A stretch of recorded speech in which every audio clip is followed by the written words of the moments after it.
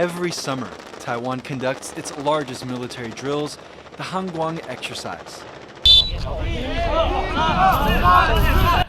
For 5 days, the entire military simulates how they would defend against an all-out attack from China. But this year, part of this decades-old drill could change. Local media reports that the military could be looking to test how a group of reservists perform in the exercises. Taiwan's defense ministry declined to comment on the issue, but analysts from a government-backed think tank say the military is headed in this direction. 传统上，后备部队，台湾以往可能是把它当成是一个补充，也就是 RTF 的这个 unit 有受到 damage 损失的时候，那这些人补充进去。那现在是重新恢复，那这样子在台湾进行这个 territory defense 的时候，当然就有更多的 unit 可以运用。所以就可以跟 firepower 还有 manpower 形成一个很好的一个组合。The move is part of a larger military reform which started in late 2022.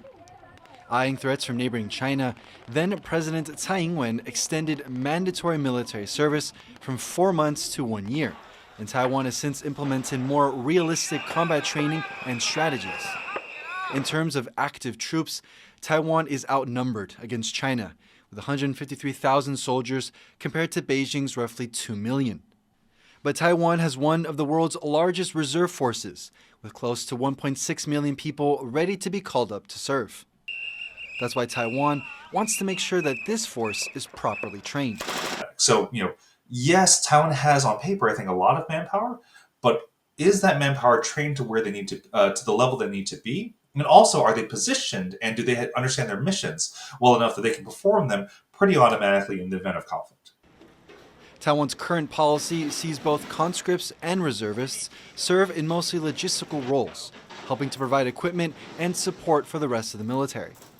While reserves aren't directly on the front line, they're still an important part of the country's defensive strategy. The more you can train your civil society in a whole-of-society resilience format to take over some of the non-combat just sustainment roles. That frees up more of the reserves, which frees up more of the regular forces. And that sort of upward push in terms of skill sets and kind of freeing up of that skill set, I think that's probably the most important, kind of the overarching goal that you'd want to aim for. The Han Kuang exercise usually takes place at the end of July, so Taiwan has several months to prepare its troops and possibly reservists and see how else they can improve. Howard Chang and Jaime Ocon for TaiwanPlus.